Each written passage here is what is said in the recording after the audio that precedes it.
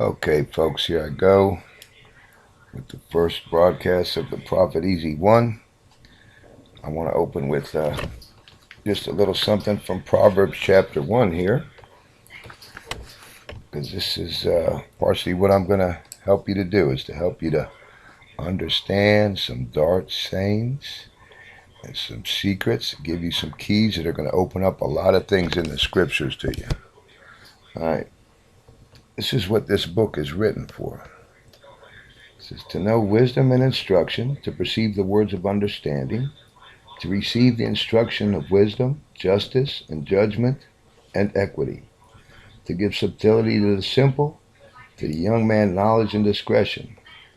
A wise man will hear and will increase learning, and a man of understanding shall attain unto wise counsels. To understand a proverb and the interpretation, the words of the wise and their dark sayings. In some versions it speaks of the riddles of the wise, and I'll tell you, the book of Isaiah is absolutely filled with riddles. What I want to share with you today is an enigma. An enigma is an inexplicable thing, and no one, including the person who wrote this, understood it until the Lamb that was slain before the foundation of the world, was found worthy to open the scroll. That scroll is this. It's the Bible, written within and without. But it says that he was found worthy to open the book and to loose the scrolls. And he is now, Jesus Christ has now, exposed the seven seals. And I want to share the first one with you here. In fact, let's go to Revelations, where the first seal is open in chapter 6. As I saw when the Lamb opened one of the seals, and I heard as it were the noise of thunder, one of the four beasts saying, Come and see. And I saw and behold a white horse, and he that sat on him had a bow, and a crown was given unto him, and he went forth conquering and to conquer. So as you can see, this first seal is basically about war. The guy was given a white horse, and he that sat on it was given a bow, and he went out conquering and to conquer. And the Lord has shown me, through riddles in Isaiah, that the arrows coming from this bow should be nuclear bombs, and not one shall miss its mark. The technology's pretty good today. All right, so now let's go to that first seal, which is Ezekiel chapter 1. Now, I'd rather, at this point, if you can, I'd rather you just stop this video, take the time to read Ezekiel chapter 1, and see if you can understand it. You won't, because it's an enigma. But I'm going to open your eyes to that right now. And like I said, it is the key to a lot of other things throughout the scriptures, Lamentations, Isaiah, Revelation, and plenty more. The Psalms. But here we go. Now, I'm not going to bother with the first three verses of Ezekiel. It's just saying that Ezekiel's by the river Chebar, and he has this vision. Okay. So, starting at verse 4. And I looked, and behold, a whirlwind came out of the north, a great cloud, and a fire unfolding itself, and a brightness was all about it, and out of the midst of the fire was the color of amber, out of the midst of the fire. All right, here's what Ezekiel is seeing here. He's seeing a nuclear explosion. It says something like a great whirlwind coming out of the north.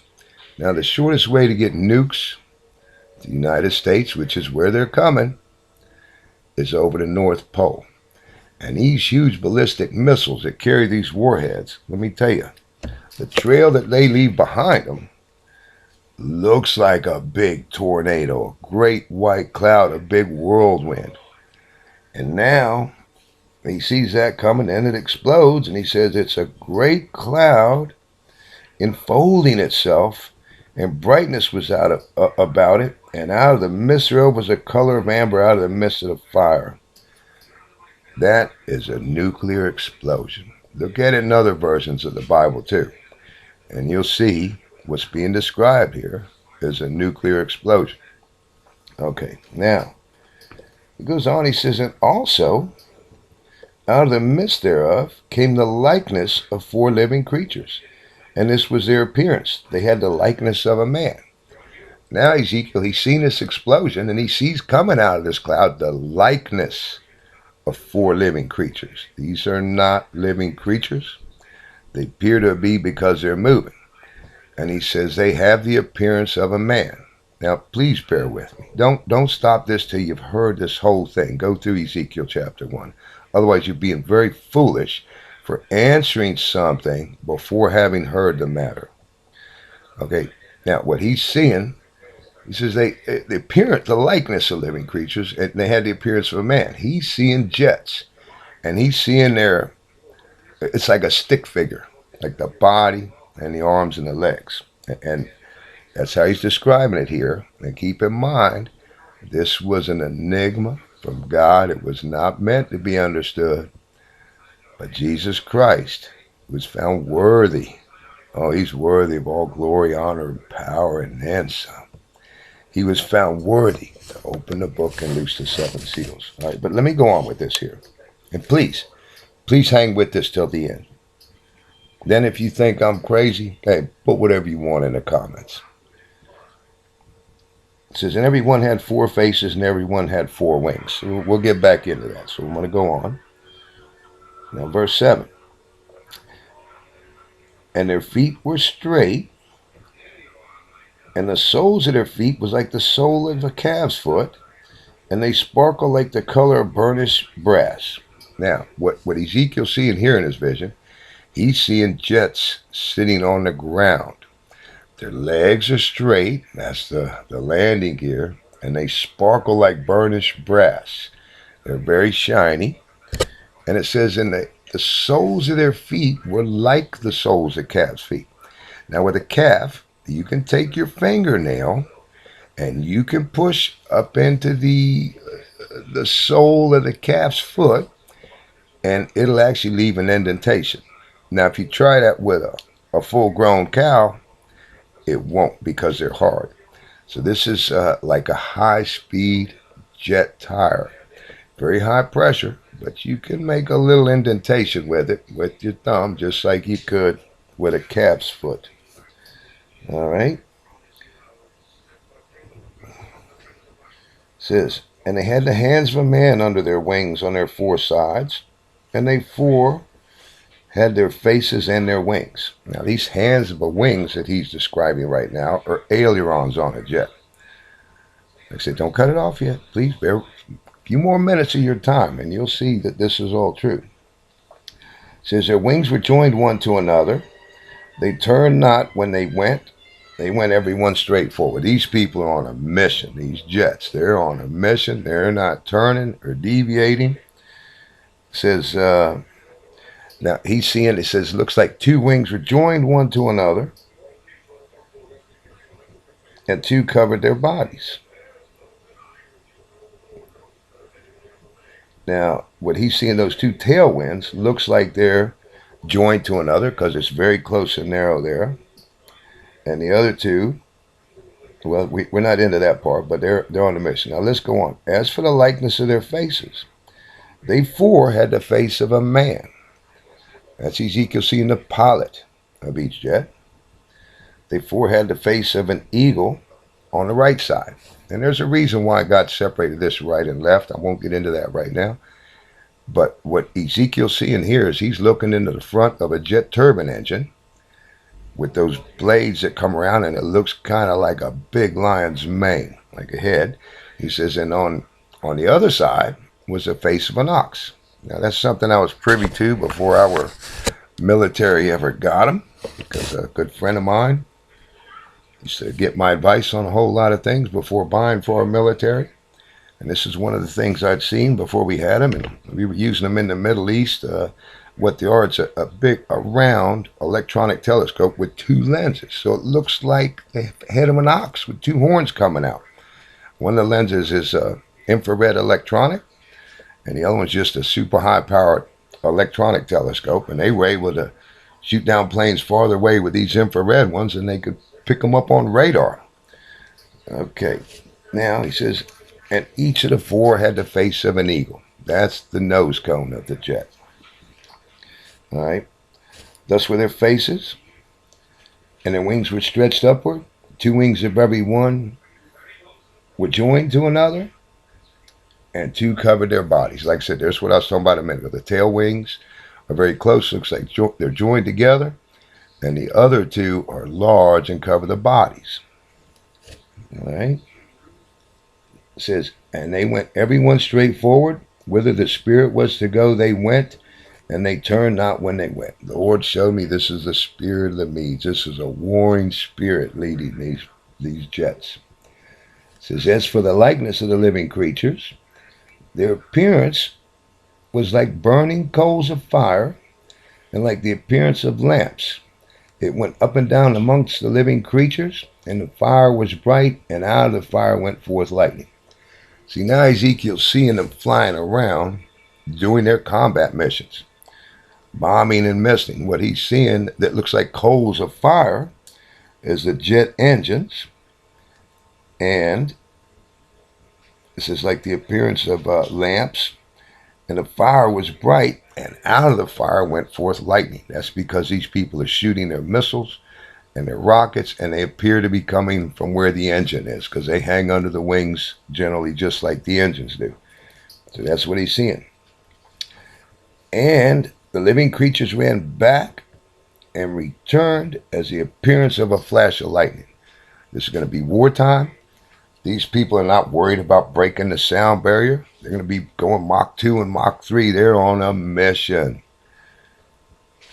All right. Yeah. It says, now, as I beheld the living creatures, behold, one wheel upon the earth by the living creatures with his four faces. So now he's seen it on the ground again in one of the wheels.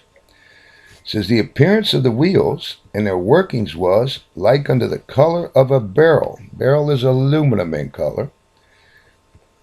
And they four had one likeness, and their appearance and their work was as it were a wheel in the middle of a wheel. Now, he's talking about the wheels and their workings. He's talking about the color of aluminum and a wheel within a wheel.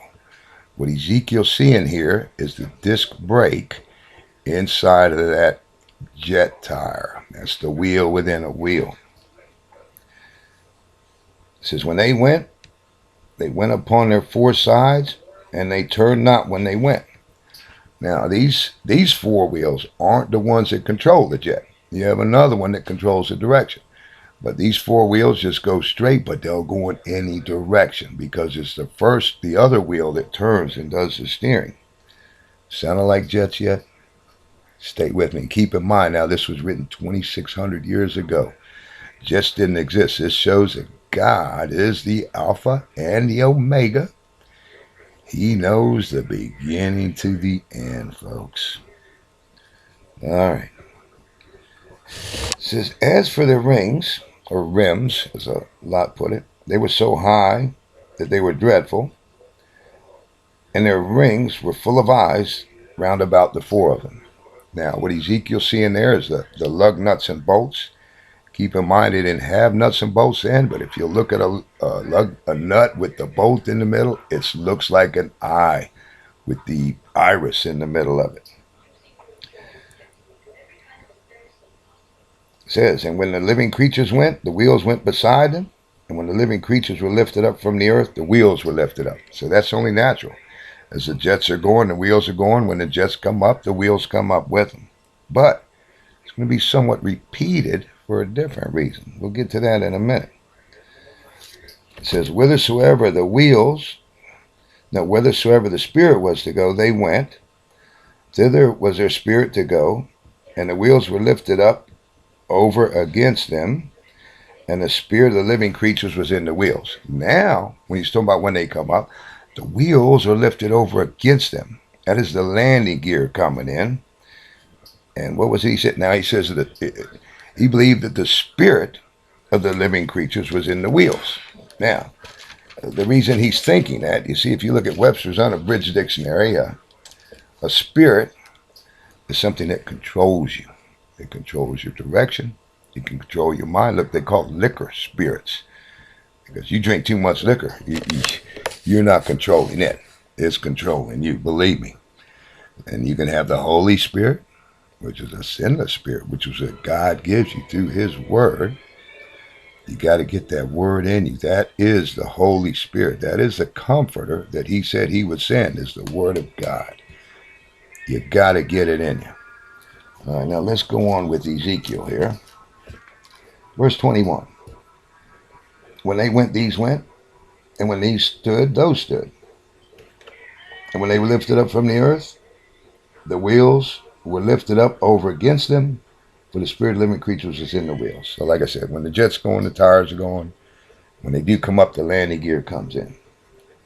And the likeness of the firmament upon the head of the living creature was the color of a terrible crystal stretched forth over their heads above. Okay, now what Ezekiel's seeing, he's seeing the jet with the canopy, a firmament. God talks about a firmament in Genesis. He calls the heaven a firmament. The sea is a firmament. It is something that you can see through.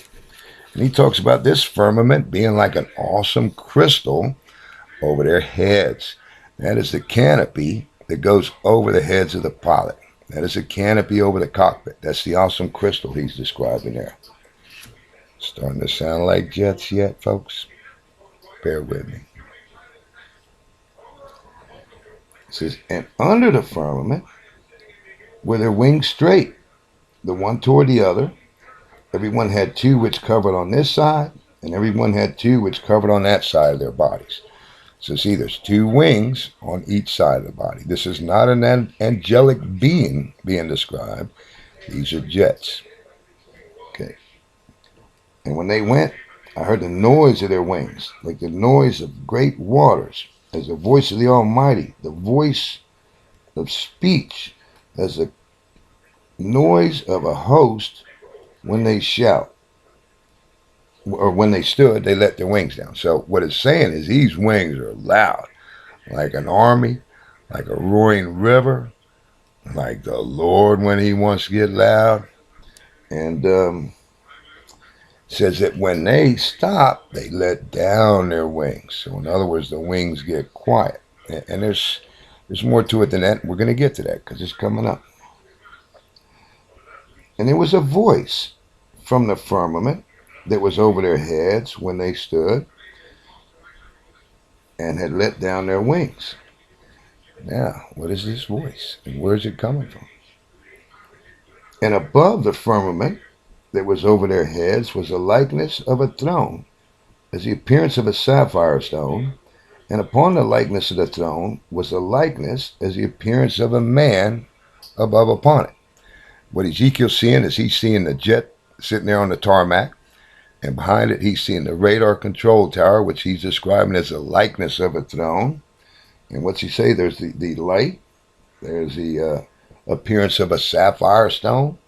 That's the light up there, and he sees a man in it. Later in the book of Ezekiel, he sees 3 or 4 men up in there. And that's where that voice is coming from, into the cockpit. All right, now.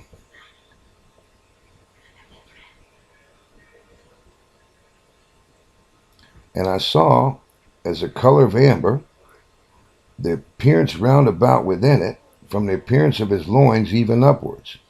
And from the appearance of his loins even downward, I saw, as it were, the appearance of fire, and in a brightness round about. What Ezekiel's doing now in this vision, he's looking into the cockpit of the jet, and from the pilot's loins, his thighs, and upwards, he sees the color of amber and the appearance of fire all around within. What he's seeing is all the electronic gauges that are inside the jet. Keep in mind, 2,600 years ago, we did not have electricity. So he's not describing them as gauges as we would today, but rather amber lights with the appearance of fire because they were lit up. It says, as the appearance of the bow that is in the cloud in the day of rain, so was the appearance of the brightness round about. This was the appearance of the likeness of the glory of the Lord. And when I saw it, I fell on my face, and I heard the voice of one that spoke. So I may have missed a verse or two there, but now knowing what you do, you can go back and figure it out and fill in the blanks. Folks, this is definitely describing jets and a war. But now, let's go back to Revelations. Now,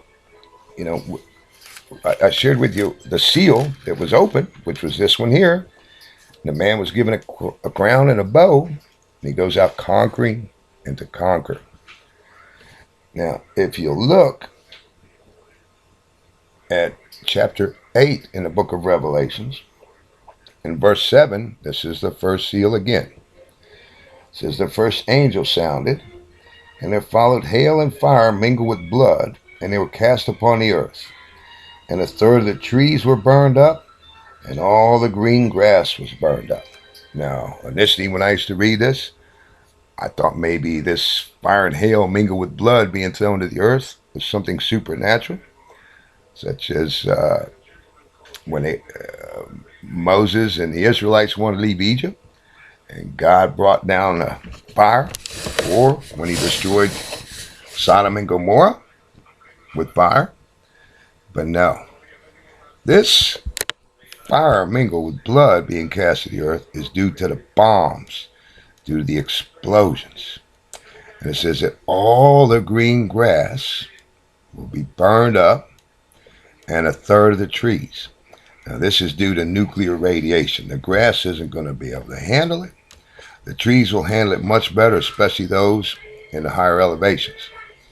All right, now, I'm going to stop this broadcast for now. I'm going to keep it as short and succinct as possible. But I'll be doing more real soon. I'm going to show you some other things in the scriptures. And unless you have the gift of prophecy, you're not going to understand. And I'm going to share with you some things that are going on in our planet today. I will show you the Patriot Act in the Bible. I'm going to show you a bunch of things. But for now, in order to keep this short, I'm going to cut this off. But I want you to check me out again. I'll be coming out with videos from time to time. Now that I'm learning how to do this, this is my first. Hopefully it'll become routine, and I'll get to share with you more often. Well, may God bless all you Christians, and please share this with others. And remember, God is the Alpha and the Omega. He is still alive and well. He is not a fiction of someone's imagination. And I want to and I must encourage you to read the Bible for yourself. Not just read it, but to study it. Study to show thyself approved, a workman rightly dividing the truth. And you'll receive praise of both men and God. Okay, thanks again.